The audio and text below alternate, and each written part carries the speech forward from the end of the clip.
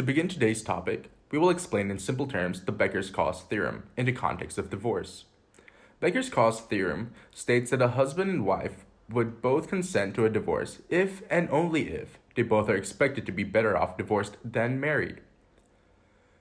Laws that regulate the pattern and breakdown of marriages and divorces in Australia have changed considerably in the last 2 decades, with the introduction of the Family Law Act in 1976. After the introduction of the no-fault divorce law, the number of divorces increased at a rate of 1.9% that year.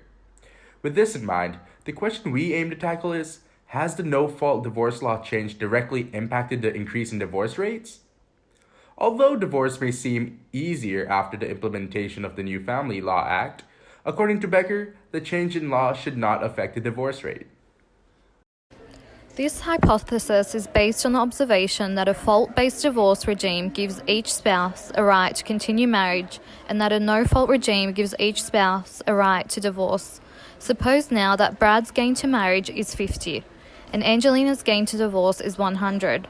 For fault divorce to occur, Brad must consent. Will he? Yes, Angelina will transfer, for example, 25 to Brad to gain his consent to divorce, making them both gain to divorce at 75, being better off. Now, will they divorce under no fault? Yes.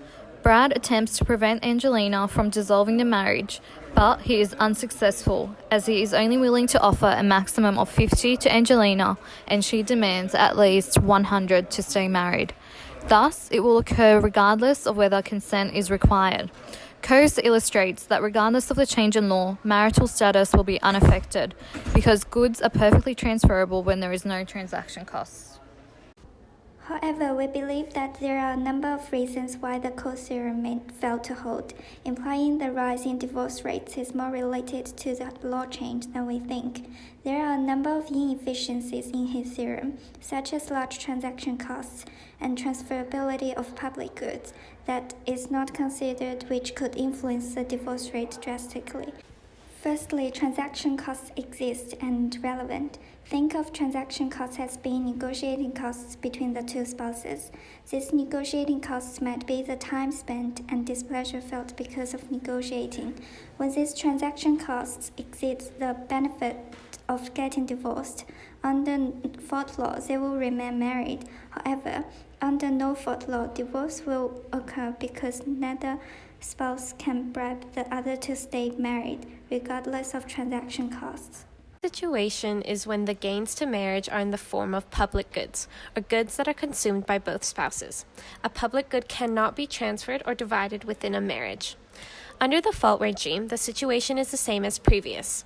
Under no fault, however, the analysis is affected by the presence of the public good within marriage. When Brad's entire gain to marriage was transferable, he could induce Angelina to remain married.